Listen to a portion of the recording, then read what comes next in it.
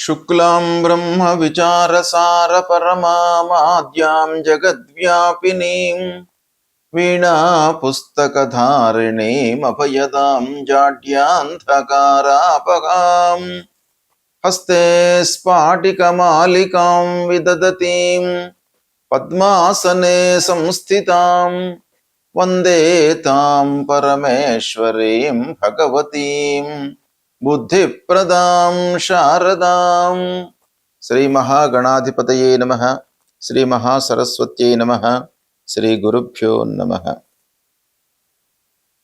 September 2026 సంవత్సరంలో గోచార ఫలితాలు ఎలా ఉన్నాయి అనే విషయాన్ని గనక మనం చూసినట్టయితే, ప్రథమంగా ఈ సెప్టెంబర్ మాసంలో గ్రహస్థితి ఎలా ఉంది? ఈ గ్రహస్థితి అనుకూలంగానే 12 రాసుల వారికి ఫలితాలు ఉంటాయి కనుక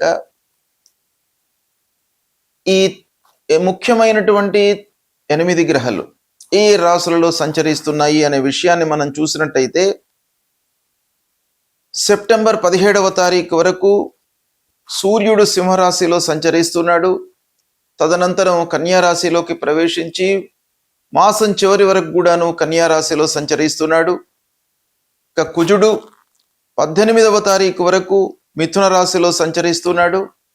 తదనంతరం కర్కాటక రాశిలోకి ప్రవేశించి మాసాంతం కూడాను కర్కాటక రాశిలో ఉంటున్నాడు. ఇక బుధుడు 7వ తారీఖు వరకు సింహరాశిలో సంచరిస్తున్నాడు. తర్వాత కన్యారాశిలోకి ప్రవేశించి 26వ తారీఖు వరకు కన్యారాశిలో ఉంటున్నాడు. 26 తర్వాత మళ్ళీ తులారాశిలోకి ప్రవేశిస్తున్నాడు. మాసం చివరిలో తులారాశిలో 4 రోజులు సంచరిస్తున్నాడు. ఇక గురు భగవానుడు 2 జూన్ నుండి కర్కాటక రాశిలోకి ప్రవేశించాడు గనక ఈ సెప్టెంబర్ మాసం లోపల కూడాను కర్కాటక రాశిలో సంచరిస్తున్నాడు.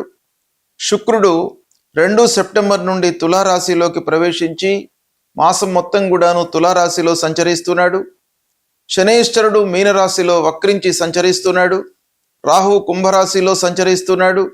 కేతువు సింహరాశిలో సంచరిస్తున్నాడు. ఈ విధంగా సెప్టెంబర్ మాసంలో ఈ ముఖ్యమైనటువంటి గ్రహాలు ఈ రాశుల్లో సంచరిస్తున్నాయి. ఈ సంచారాన్ని దృష్టిలో పెట్టుకొని 12 రాశులలో జన్మించినటువంటి వారికి ఫలితాలు ఎలా ఉంటాయి అనే విషయాన్ని మనము తెలుసుకుందాం. తులారాశి వారికి సెప్టెంబర్ మాసంలో గోచార ఫలితాలు ఎలా ఉన్నాయో తెలుసుకుందాం.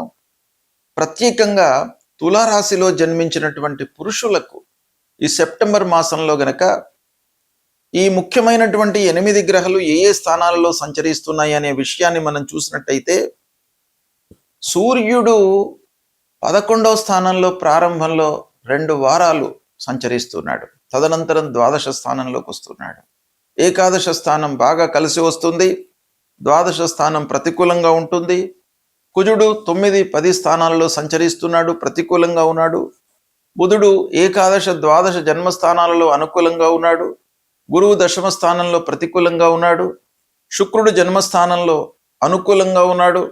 శనైశ్వరుడు 6వ స్థానంలో సంచారం అనుకూలం. రాహువు 5వ స్థానంలో ప్రతికూలం.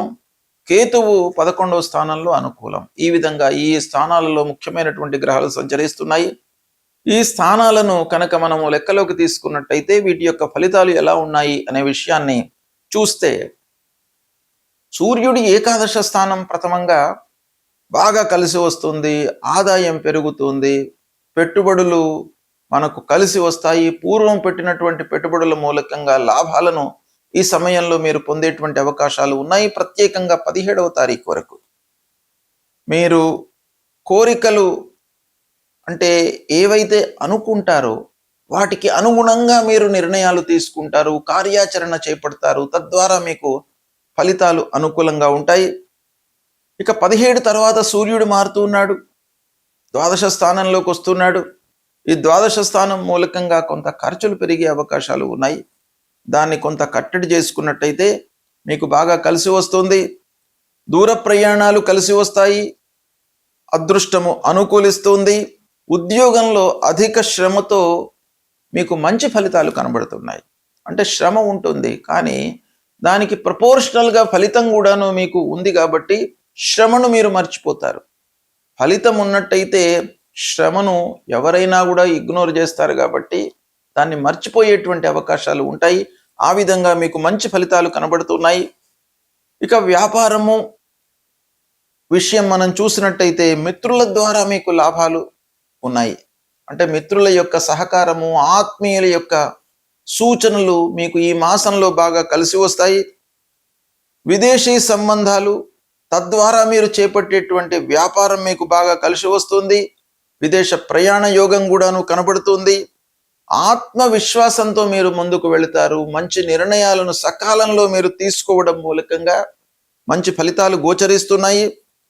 ఇక ఉద్యోగం చేస్తున్నటువంటి వారికి వర్క్ లోడ్ ఉన్నప్పటికీ వర్క్ ప్లేస్ లోపల మీకు గౌరవ మర్యాదలు కనబడుతున్నాయి. మంచి వారితో మీకు సాహచర్యం ఏర్పడుతుంది. మీ పైన ఆకర్షణ ఏర్పడుతుంది. అంటే మీరు చేస్తున్నటువంటి పనికి, నైపుణ్యానికి అధికారులు, యాజమాన్యము వీళ్ళందరూ కూడాను ఒక రకంగా ఆకర్షితులయ్యి మీకు మంచి ఫలితాలను, ప్రమోషన్ లాంటివి ఇచ్చేటువంటి అవకాశాలు కూడాను బాగా కనబడుతున్నాయి. పోటీ పరీక్షల లోపల మీకు అనుకూలమైనటువంటి ఫలితాలు ఉంటాయి. గిట్టని వారి మూలకంగా మీకు మంచి ఫలితాలు ఉన్నాయి ముఖ్యంగా ఈ మాసం లోపల.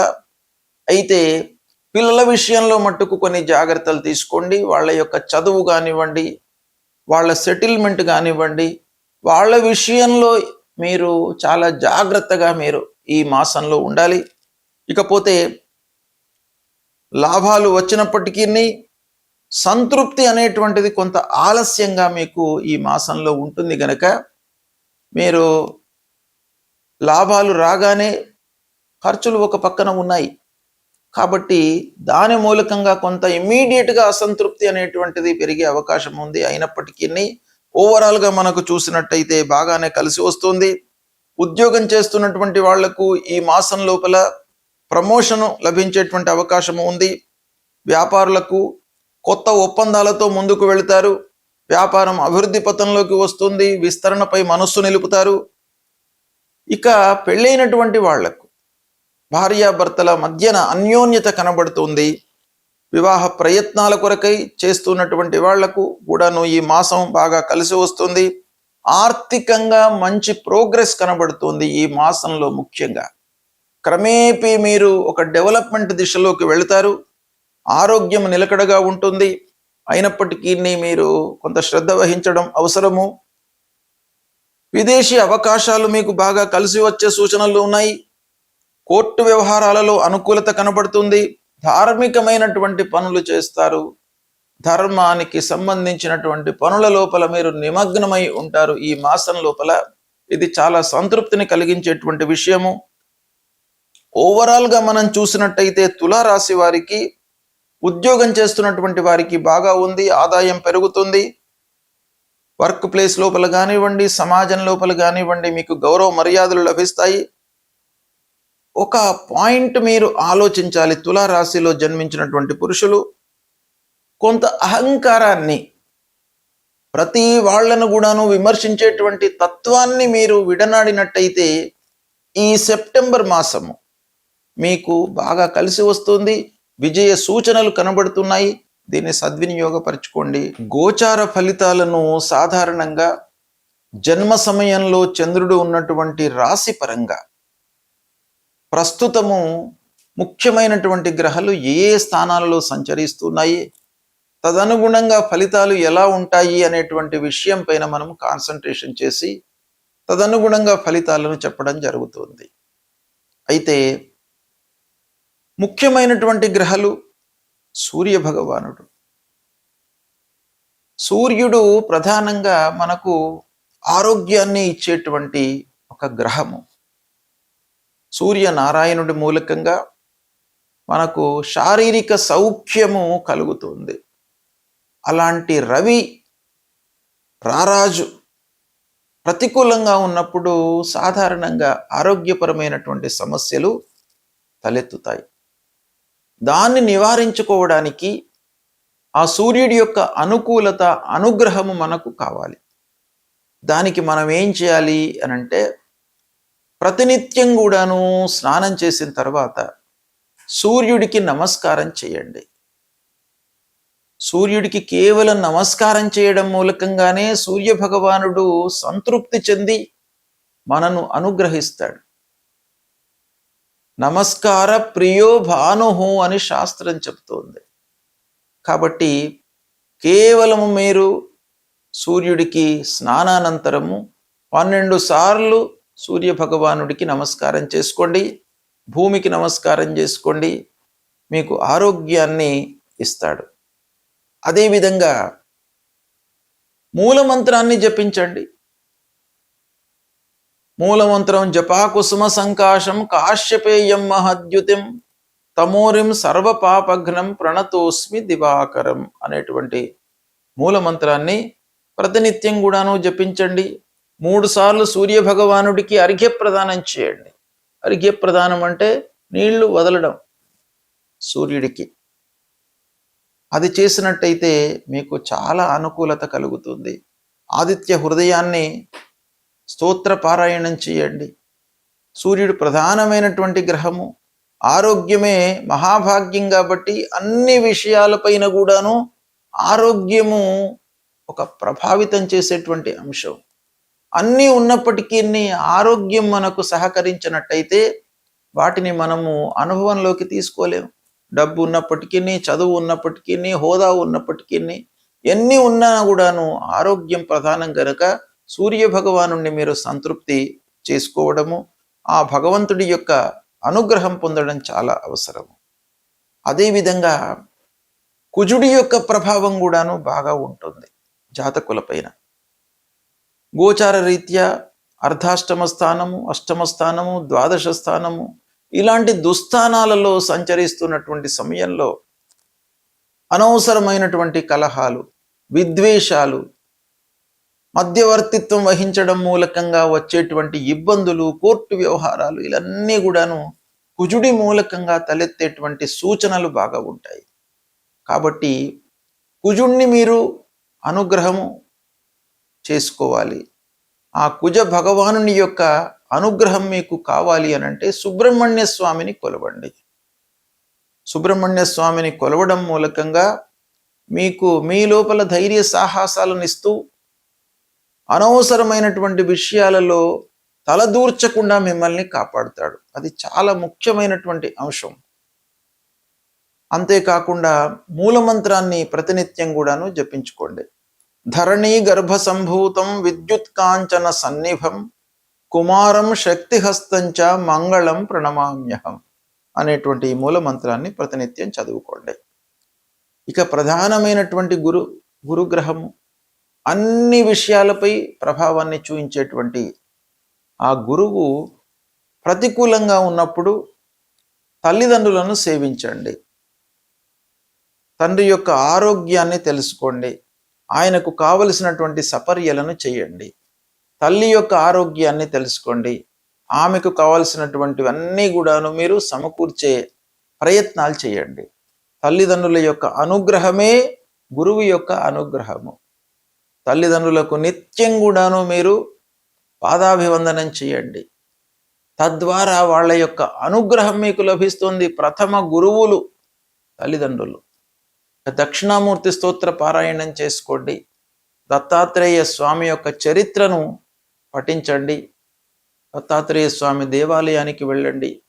మూలమంత్రాన్ని చదువుకోండి. దేవానాంచ ఋషీణాంచ గురుం కాంచన సన్నిభం వందనీయం త్రిలోకానాం తం నమామి బృహస్పతి అనేటువంటి మూలమంత్రాన్ని ప్రతినిత్యం కూడాను చదువుకోండి. ఇక శనీశ్వరుడు ప్రధానమైనటువంటి గ్రహము.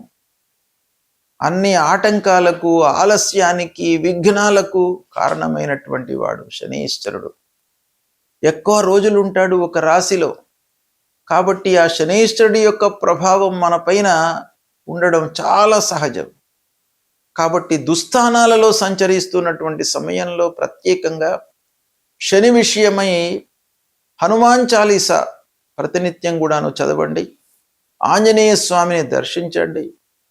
ఆంజనేయ స్వామి మూలకంగా మీ లోపల ఆలస్యము ఎంత కలిగినప్పటికీ, ఎన్ని విఘ్నాలు మీకు తలెత్తినప్పటికీ మీ లోపల ధైర్యము, సాహసము, ఏకాగ్రత, పట్టుదల నిలిపేటువంటి అవకాశాలు ఆ ఆంజనేయ స్వామి యొక్క అనుగ్రహం మూలకంగా మీకు కలుగుతుంది. కాబట్టి ప్రతినిత్యం కూడాను ఆంజనేయ స్వామిని దర్శించుకోండి, అమ్మవారిని దర్శించుకోండి, గణపతిని స్మరించండి. ఇవి చేసినట్టయితే మీకు గ్రహాల మూలకంగా ఉద్భవించేటువంటి దుష్ఫలితాలు అన్నీ కూడాను దూరమవుతాయి. భగవంతుడి యొక్క అనుగ్రహము, తల్లిదండ్రుల యొక్క అనుగ్రహం మూలకంగా మీకు మంచి ఫలితాలు ఉంటాయి. ఇవి ఆచరించండి. శుభం.